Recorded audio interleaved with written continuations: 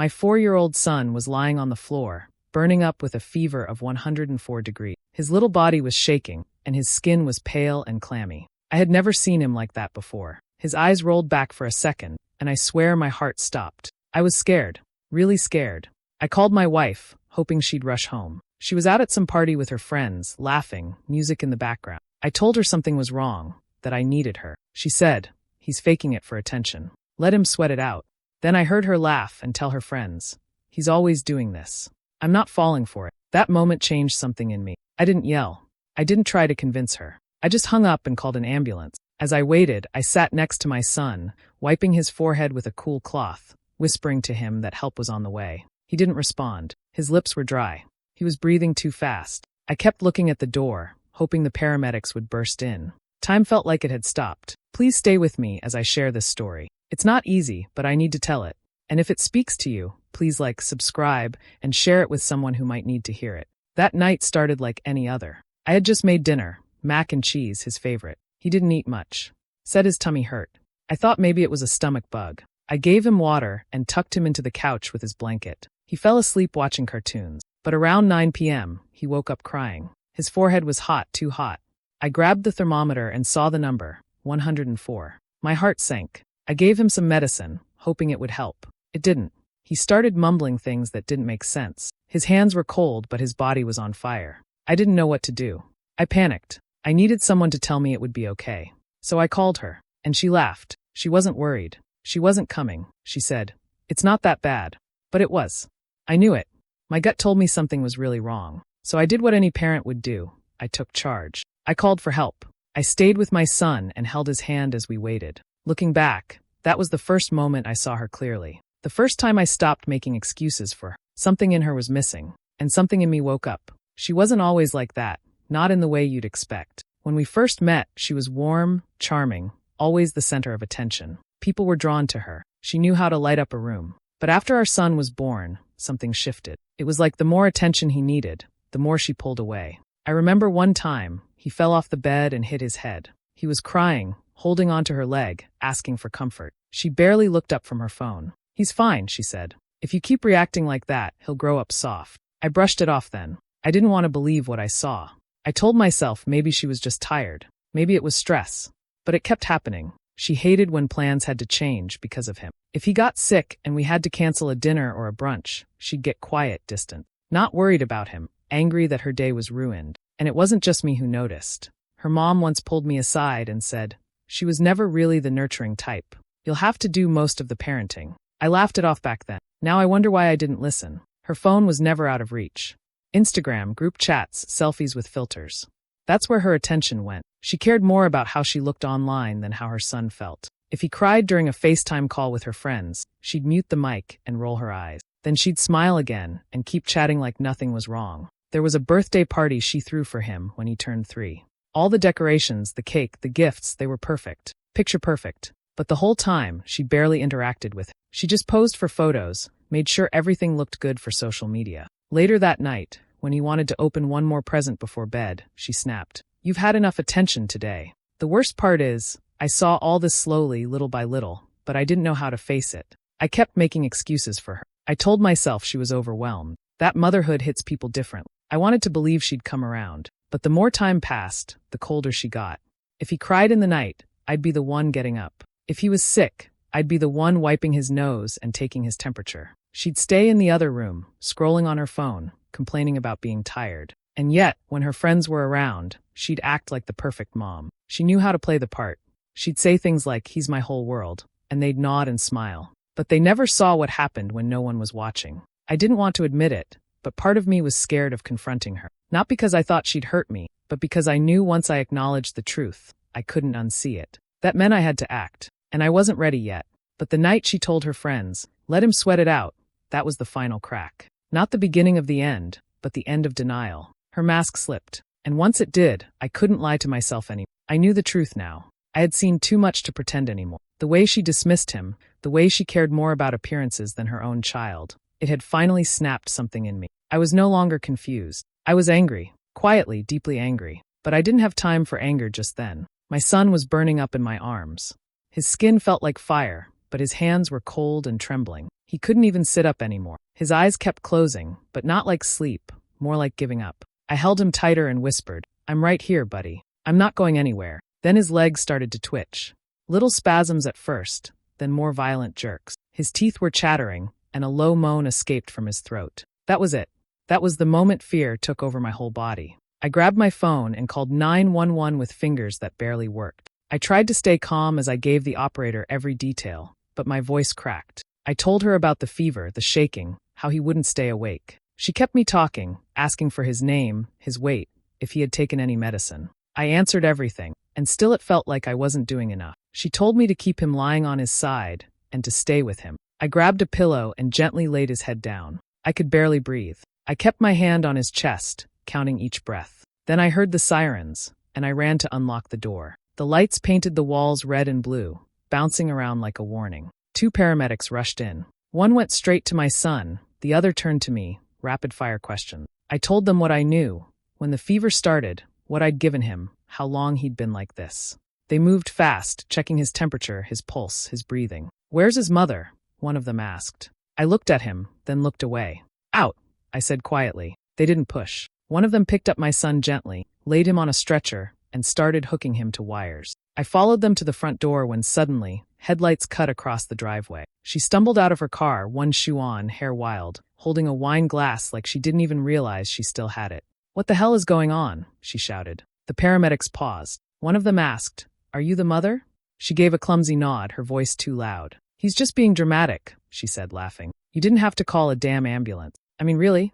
Her eyes were glassy. She reeked of alcohol. One of the paramedics stepped between her and the stretcher. "Ma'am, your son is in medical distress. He needs immediate care." She scoffed. "You people always blow things out of proportion. He's a sensitive kid. Probably just wants attention." No one responded to her anymore. They just did their job. I didn't say a word. What could I say? Her performance didn't deserve a reaction. I climbed into the back of the ambulance and took my son's hand. I watched through the rear window as she stood there, arms crossed, barefoot on the cold driveway, still arguing with the night.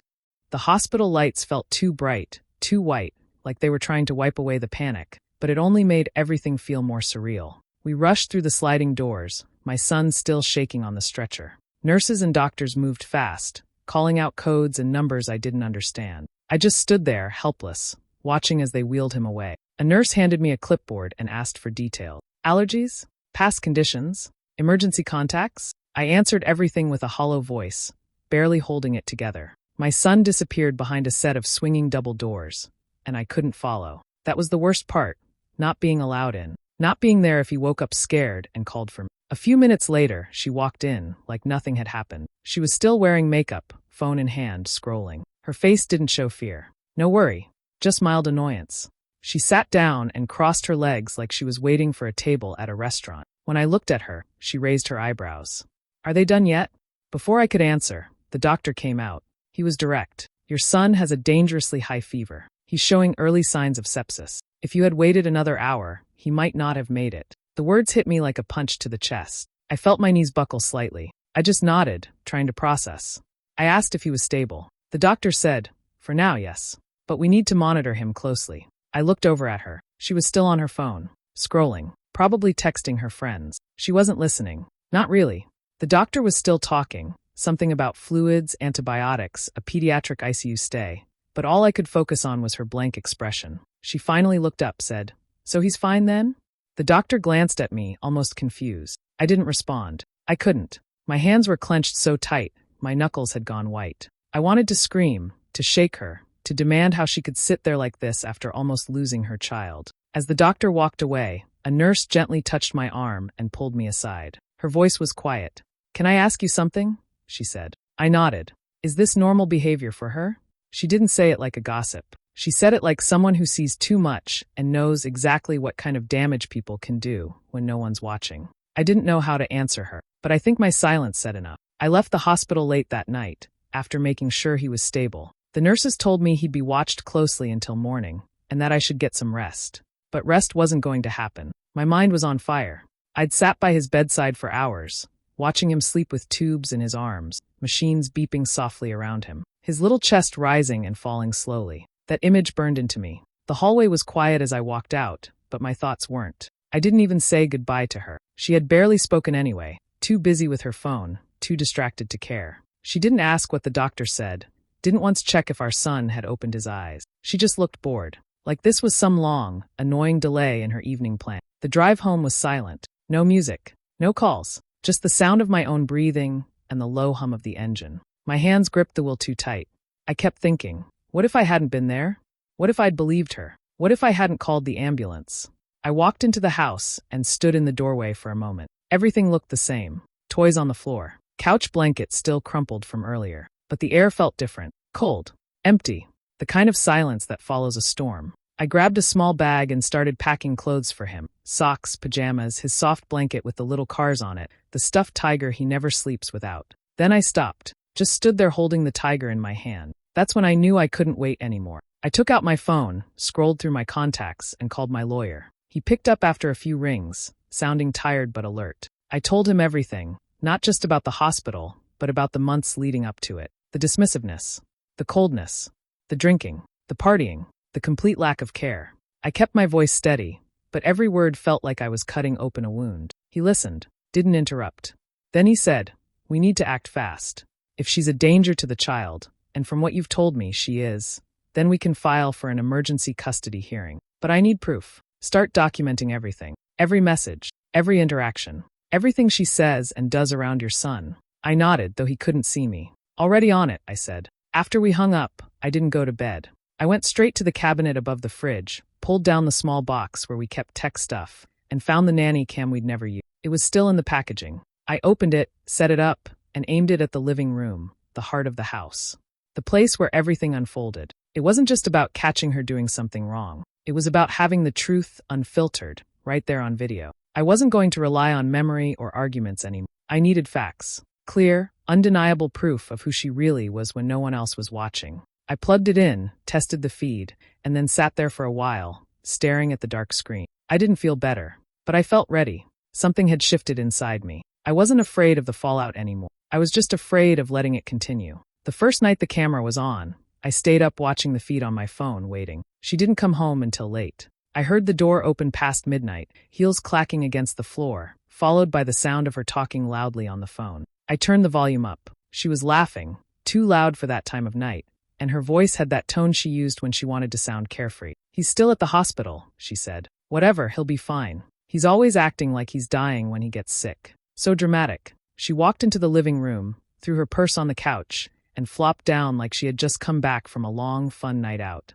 I watched her pour herself a drink. Then she called someone FaceTime. A girl's voice answered. They started chatting, and soon the conversation turned toward our son. "He's such a needy little thing," she said, laughing. "Cries if you look at him wrong. I swear, sometimes I wonder if I gave birth to a toddler or a stage 5 clinger." The other woman laughed too, and that's when it hit me. This wasn't something she slipped and said in anger. This is how she actually spoke about him. This is how she saw him. As I kept watching, it got worse.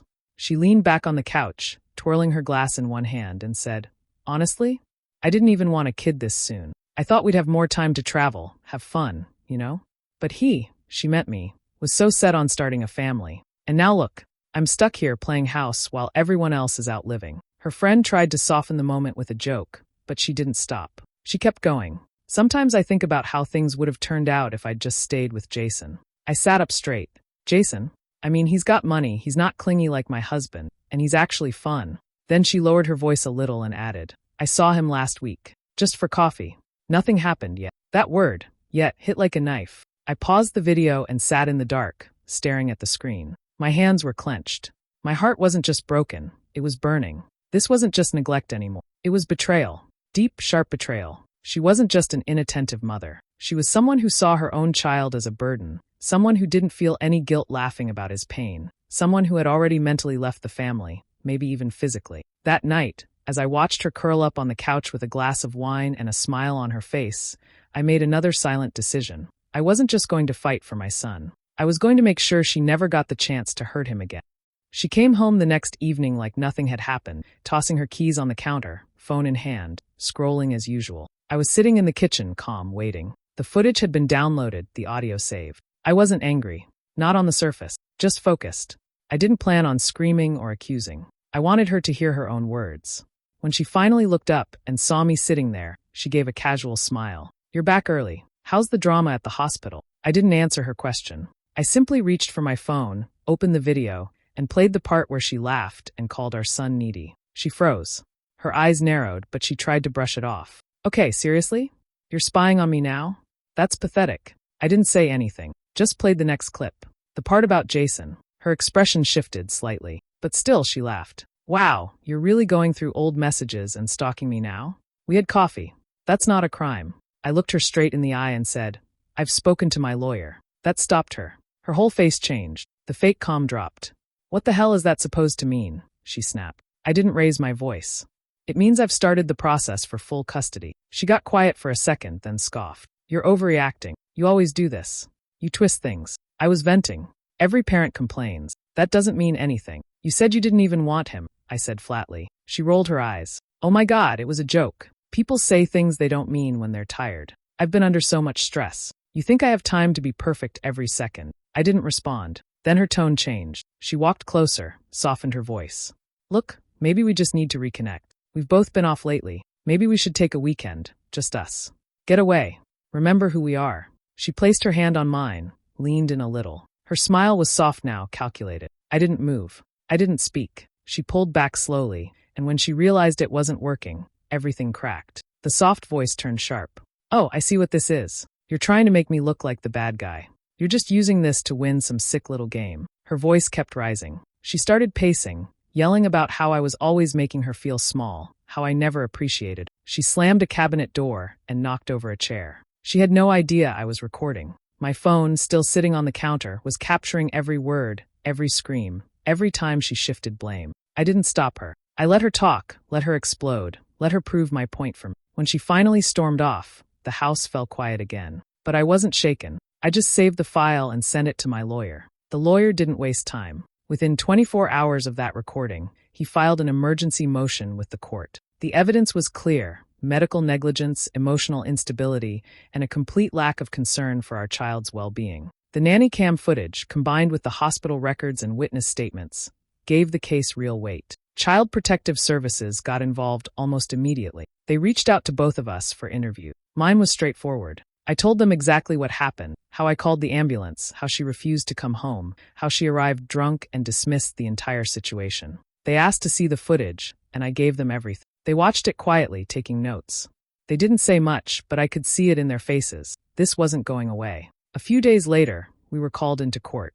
It was fast, faster than I expected. The judge had already reviewed the emergency filing. I walked in with my lawyer, calm but focused. She walked in 5 minutes later, dressed sharp, hair done perfectly, makeup flawless. She looked like she was headed to a photo shoot, not a custody hearing. She tried to smile at me, like none of this was real, like we were still playing a game. I didn't smile back. The hearing began, and the judge didn't waste time. My lawyer presented the nanny cam footage, the medical records, the hospital's incident report. A nurse from the ER testified via video call. She confirmed everything, that my son was dangerously ill, and that the mother showed up late, clearly intoxicated and uninterested in the child's condition. Then CPS gave their findings. The representative was calm, factual. She explained that based on what they'd seen and heard, there were serious concerns about the mother's fitness and emotional stability. When it was her turn to speak, she flipped the script. She cried, told the judge that I was twisting everything, making her look bad, said she was exhausted, that she'd been dealing with depression,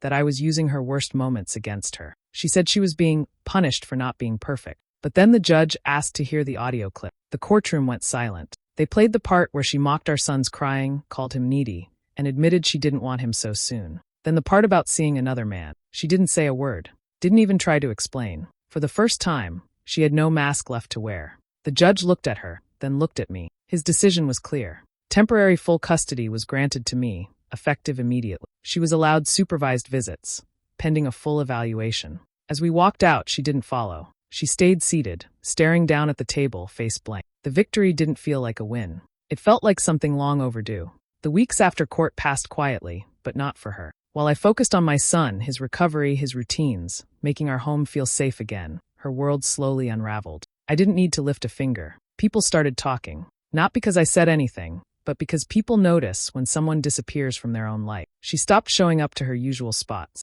No more brunch photos. No stories from nights out.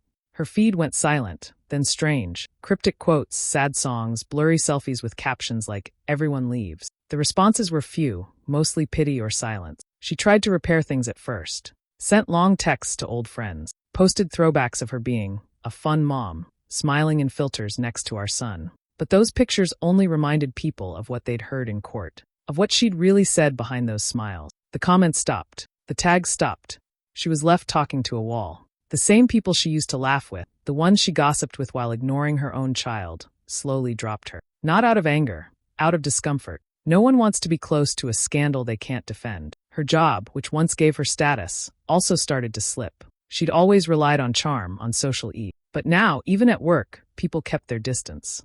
You can't sell a brand of warmth when everyone knows the truth behind it. At night, when our son slept peacefully in his bed, I sometimes sat on the couch and wondered if she truly understood what she had lost. Not custody, not social standing, but the quiet, everyday moments she once found boring. Story time. Sticky hands on the fridge. A child's sleepy smile at 2 a.m. That's what she threw away for parties and distractions. I never responded to her messages. There were a few scattered across the weeks. Some emotional, some angry, some pretending nothing ever happened. I read them all, quietly, then deleted them. Not out of bitterness. Just because there was nothing left to say. She had made her choices. Now she was living inside them. And me? I didn't speak to the people who asked about her. I didn't explain. I didn't correct. I didn't defend or attack. Silence became my shield. And strangely, it gave me peace. She once lived for attention. But when the spotlight turned the wrong way, there was no one left to clap. It's been 1 week since that night. Since the sirens, the hospital, and the silence that followed. My son is home now. He's getting better, slowly but surely. He laughs again. He sleeps through the night. He hugs me tighter than he used to, like he knows something changed, even if he doesn't understand what. We've moved into a new place. It's smaller, quieter, but it's ours. No tension, no shouting, no cold stares. Just peace. This morning, we made pancakes. He insisted on extra syrup. Drew stick figures on a napkin with a red crayon while waiting. We sat by the window, sunlight spilling across the table. He smiled at me and said, "This is the best breakfast ever." And in that moment, I knew, this is what safety looks like, what healing sounds like. He doesn't know how close he came to not making it. He doesn't know how many choices I had to make in one terrifying night. But he's here, alive, laughing. Do you think I did the right thing by taking full custody and walking away? Or should I have tried harder to fix things? For my son's sake? I really want to know what you think, so drop your thoughts in the comments. And if my story moved you, please subscribe, hit the like button, and turn on the notification bell so you don't miss the next one. Thanks for being here.